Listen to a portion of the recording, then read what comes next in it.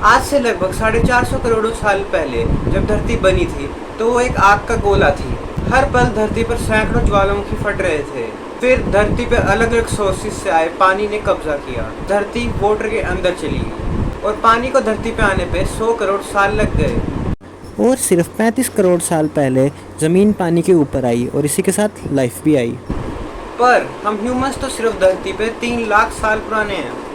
In other words, अगर धरती 1 साल पुरानी है तो ह्यूमंस आए 31 दिसंबर को रात 12:25 पे, यानी सिर्फ 35 मिनट पहले। आज हम जिंदा हैं तो इसकी एक बहुत बड़ी वजह है पानी। अगर पानी ना होता तो धरती भी सोलर सिस्टम के बाकी 8 प्लैनेट्स की तरह ही होती। लाइफ के लिए डिजास्ट्रस।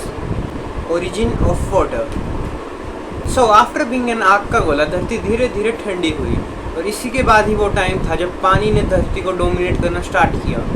इस टाइम पे धरती इतनी ज़्यादा गर्म थी कि उसके अंदर जो पानी होगा वो सिर्फ वाटर वेपर यानी भाप के फॉर्म में ही हो सकता था। और धीरे धीरे धरती के अंदर जो पत्थर थे उसके अंदर जो वाटर मौजूद था वाटर वेपर्स के फॉर्म में, वो बाहर आने लगा क्रैक्स के जरिए। और अर्थ की ग्रेविटी के कारण ये पानी अर्थ के एटमॉस्फेयर में जमा होने लग गया। देन अर्थ पे करोड़ों सालों तक इन्हीं वाटर वेपर्स की वजह से बारिश हुई।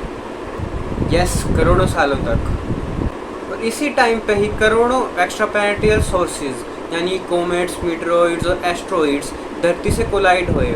साथ ही अपने पानी भी लाए। और इसको प्रूव करने के लिए साइंटिस्ट ने हाइड्रोजन आइसोटोप्स को चेक किया।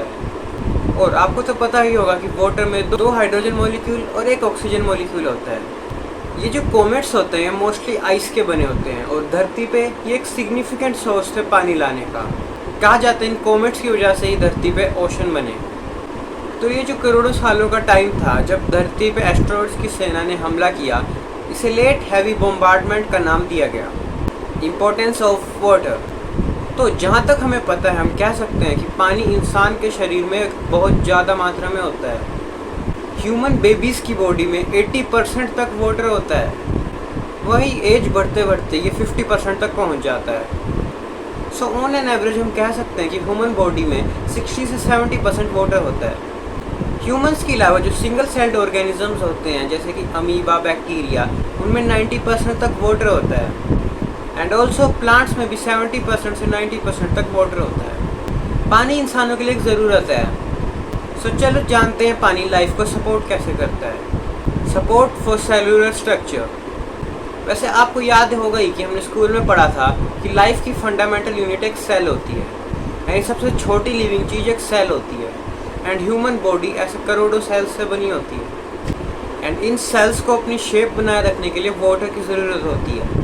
तो गाइज ऐसा है कि इन सेल्स के अंदर जो मोस्ट कंटेंट होता है वो वाटर होता है और ये वाटर सेल के अंदर से उसके बाहर वाली वॉल्स पे प्रेशर डालता है जिससे कि सेल अपने शेप में रहता है। जैसे कि एक बलून होता है उसमें हवा भर देते हैं तो वो फैल जाता है, और ऐसे ही अगर उसमें हवा ना हो तो उसकी शेप खराब हो जाती है। सेम ऐसा ही बिहेव करते हैं सेल्स। एंड इस प्रेशर को साइंटिफिक वे में टर्गर प्रेशर कहते हैं। Protection from UV radiation. तो आज से करोड़ों साल पहले जब धरती पे लाइफ स्टार्ट हुई थी तब अर्थ पे एटमॉस्फेयर नहीं था, यानी सूरज की यूवी रेज डायरेक्टली धरती पे आती थी। एंड ये यूवी रेज कैंसर कोजिंग होती थी, और उस टाइम अगर वाटर ना होता तो लाइफ बचती ही ना। सो गाइस, स्टार्टिंग के डेज में लाइफ वाटर के अंदर रहती थी और ये वाटर अपनी प्रॉपर्टीज़ के कारण सनलाइट को ज़्यादा डीप आने नहीं देता था, जिससे कि ऑर्गेनिज्म यूवी रेज से बचे रहे। Facilitates metabolic pathway. हर काम को करने के लिए एनर्जी की रिक्वायरमेंट होती है। आपके घर में जो बल्ब जलता है उसको जलाए रखने के लिए इलेक्ट्रिकल एनर्जी यूज़ होती है। वैसे ही बॉडी में सेल्स को वर्क करने के लिए एटीपी की फॉर्म में एनर्जी की रिक्वायरमेंट होती है।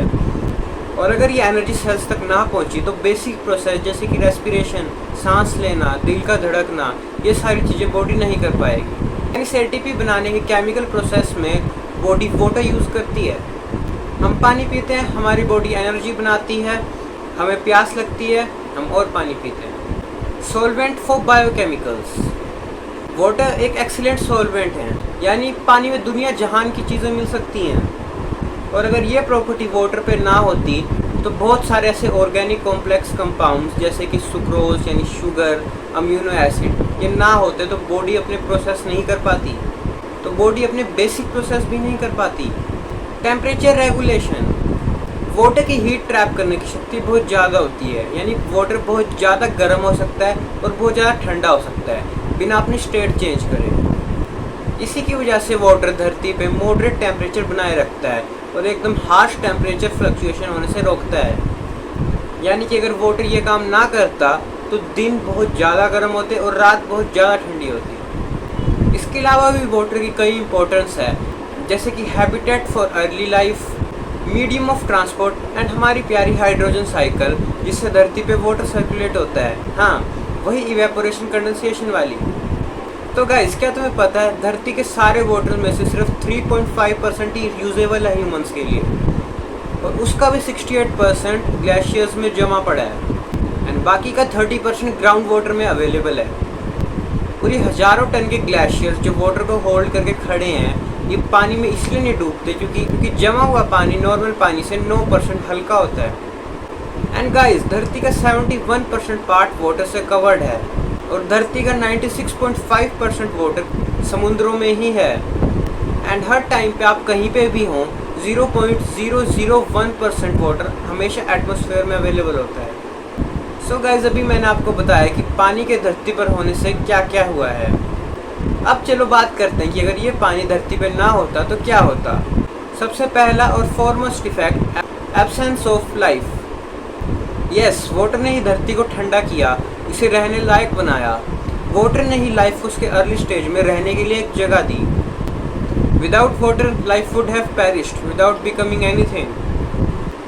Water causes weathering and erosion. Water ने साल दर साल थोड़ा थोड़ा करके पत्थरों को तोड़ के मिट्टी बनाई जिस पे हम फसलें उगाते हैं और अपने घर बनाते हैं। अगर वाटर ना होता तो हम खाने के लिए फसलें ना उगा पाते और ना ही पत्थरों पे घर बना पाते। वाटर एंड वाटर वेपर अपनी हीट ट्रैपिंग एबिलिटी के कारण धरती का टेम्परेचर रेगुलेट करते हैं। अगर वाटर ना होता तो धरती का टेम्परेचर लाइफ को सपोर्ट करने लायक ही ना होता। धरती पे एक्सट्रीम टेम्परेचर फ्लक्चुएशन होती, यानी दिन और रात के टेम्परेचर में ज़मीन आसमान का फ़र्क होता। इसमें प्लांट्स और एनिमल्स तो अडेप्ट ही नहीं कर पाते और मर जाते हैं। वहीं इंसानों को दिन में फ्रीज़र और रात को माइक्रोवेव में रहना पड़ता। पानी अभी भी और 300 करोड़ सालों पहले भी हज़ारों जीव जंतुओं का घर था, और अगर पानी ना होता तो इनका घर उजड़ जाता।